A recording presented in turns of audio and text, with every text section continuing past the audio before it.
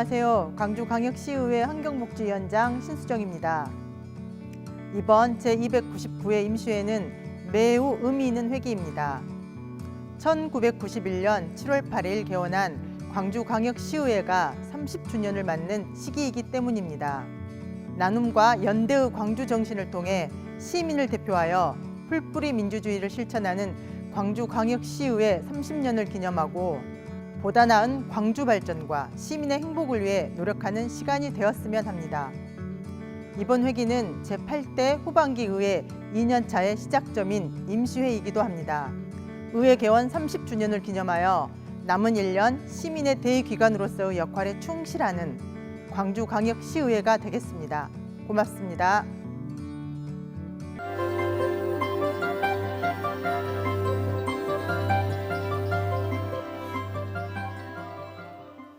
안녕하십니까? 광주광역시 의회 의정뉴스입니다.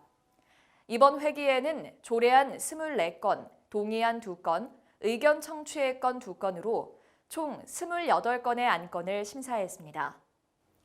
광주광역시 가사근로자 등의 고용 개선 및 지원 조례안 등 21건이 원안 가결됐으며 광주광역시 재단법인 빛골 장학재단 육성 지원 조례 일부 개정 조례안 등 3건이 수정 가결됐습니다.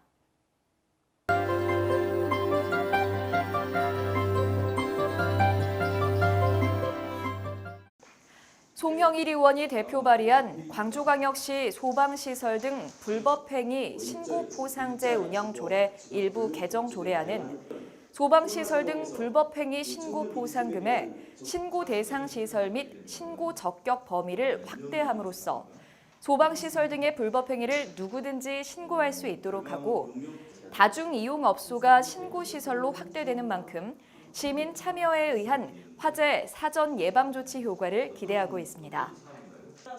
임미란 의원이 대표 발의한 광주광역시 전통문화 보존 관리 및 육성 조례안은 전통문화를 보존, 관리 및 육성하고 전통문화유산의 관광 자원화를 위한 목적 및 정의, 시장의 책무를 규정했으며 전통문화의 보존, 관리, 육성을 위한 홍보 및 전통문화와 장소를 활용한 관광 자원화 사업 등에 대해 예산의 범위에서 지원할 수 있도록 했습니다.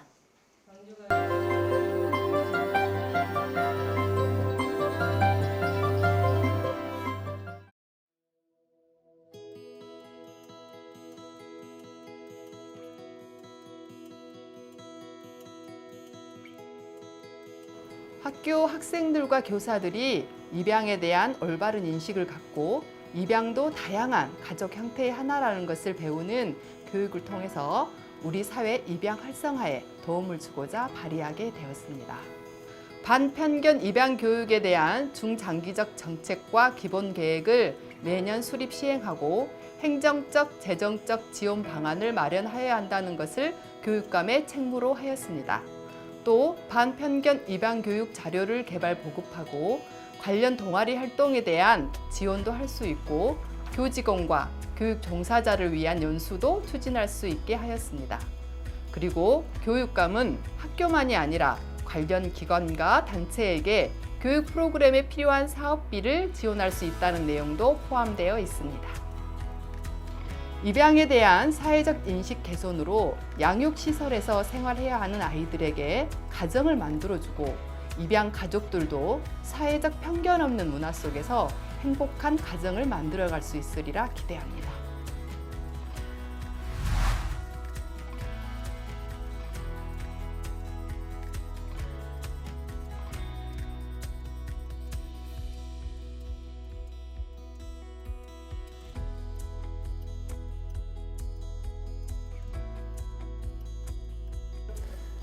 우선 제로페이란 소상공인들의 결제 수수료 부담을 줄이기 위해 정부와 지자체은행 등이 협력해 만든 0%대의 수수료율이 가능한 모바일 간편 결제 시스템입니다. 현재 광주광역시 제로페이 가맹점은 약국, 주유소, 슈퍼마켓, 카페, 식당, 미용실 등 14,920여 곳이 있습니다.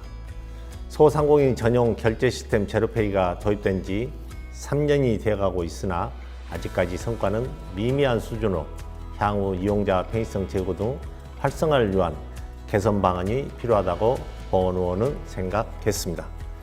제로페이가 활성화되기 위해서는 정책 수혜자인 가맹점뿐만 아니라 서비스 이용자인 소비자들을 위한 차별화된 혜택이 제공돼야 한다고 생각되어 광주광역시 제로페이 사용자에 대하여 공공시설 사용료 등 감면 조례안을 발의하게 되었습니다.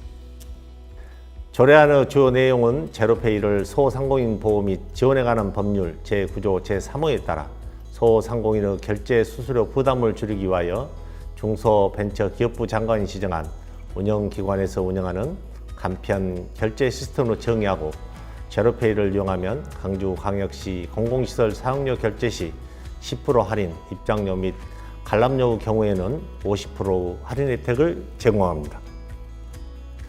지난 19년 10월 기준 광주광역시 제로페이 가맹점 수는 전국 대비 3.4% 수준에 불과하며 누적 결제 건수 및 금액 또한 전국의 1% 수준에도 미치지 못했습니다. 조례를 발의함으로써 민간 영역에 더해 광주광역시가 보유한 공공시설을 대상으로 이용 기회를 확대하면서 이용자 편의성 제고, 제로페이 사용 공공시설 이용 활성화에 크게 기여하게 될 것입니다.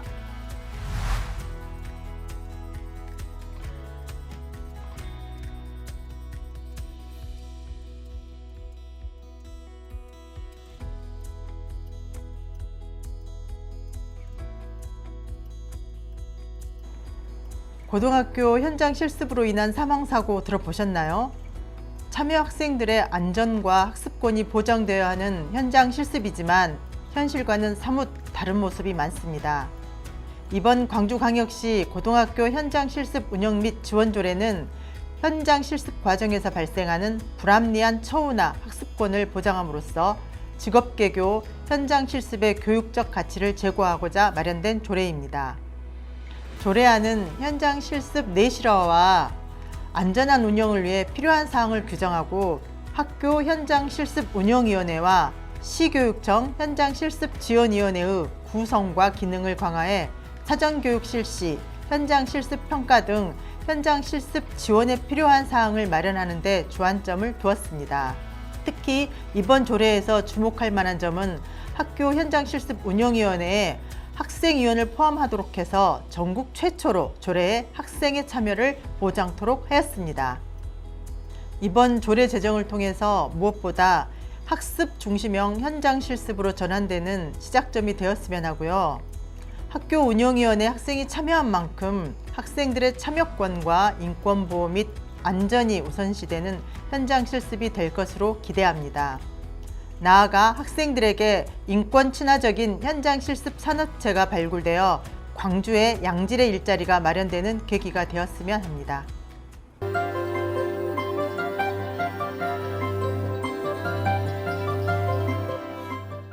시정 목표가 편안하고 안전한 광주인데도 학동 철거 현장 붕괴 사고는 안전 불감증에서 온 인재이자 행정력 부재가 부른 참사라고들 말합니다.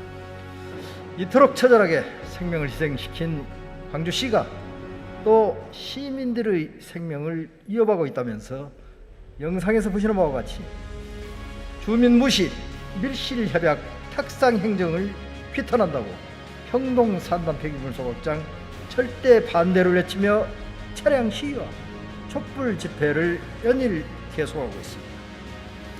광주시는 주민들의 건강이나 생명을 위협하는 어떠한 사업 추진도 허용해서는 안 된다고 봅니다. 평동산단 폐기물 소각장 설치는 반드시 막아야 합니다. 광주광역시의 중증 장애인 생산품 우선 구매 실적은 2015년 0.54%에서 작년 0.31%로 감소세로 보였고 안타깝게도 최근 6년 동안 법정 의무 구매율을 달성한 적이 없습니다. 이는 매년 20여 개가 넘는 실국과 행정기관이 1% 미만의 구매액을 나타낸 것과 비교하면 중증 장애인 생산품 우선 구매 제도의 참여도가 실국별로 지극히 편향적임을 보여준 결과입니다. 도시 재정비, 건축물 관리법 등 도시 개발에 대한 법률 개정을 통해 민간에 맡겨진 무분별한 재개발 사업을 규제하고 공공의 주도로 건강한 도시 재생이 이루어지도록 해야 한다는 것도 강조되었습니다. 철거업체가 공사기일 단축과 비용 이유로 구청에 제출한 작업 계획서와 달리 안전조치를 제대로 하지 않은 것으로 드러나고 있습니다. 강주시는 건설 현장 안전관리에 철저하는 공문을 4차례에 걸쳐 공문을 지시했습니다. 그러나 공문으로 지시했을 뿐 관리 감독을 전혀 하지 않았습니다. 건설업체의 부실한 시공, 다단계 불법 하도급과 감독기관의 무책임하고 운명무실한 관리 감독이 결합해 빚어낸 총체적인 인재였습니다. 공유 자전거 타랑길은 민간 공유 자전거가 빠르게 확산되면서 경쟁력 면에서 뒤처지고 있는 현실입니다.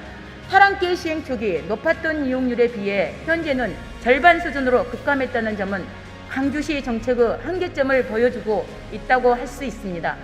한국문화관광연구원 조사에 따르면 2020년 우리나라 국민들이 방문한 국내 여행지 중 광주광역시는 1.3%로 최하위입니다.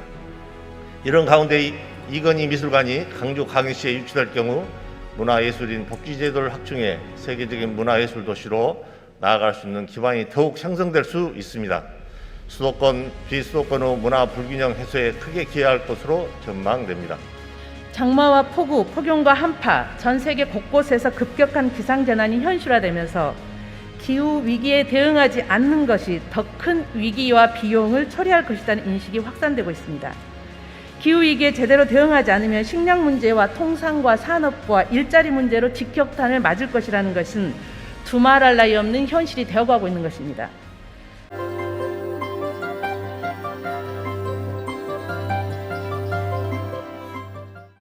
지난 7월 5일 산업건설위원회 의원들은 집중호우 대비 주요 공사 현장을 방문했습니다. 상건희 의원들은 공사 현장을 보고받고 현장을 직접 확인했습니다.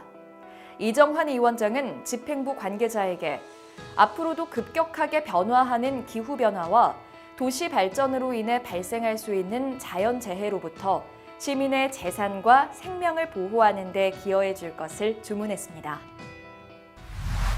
푸른빛이 가득한 여름처럼 싱그러운 하루 되시길 바라며 이상으로 의정 뉴스를 마치겠습니다. 시청해주신 여러분 고맙습니다.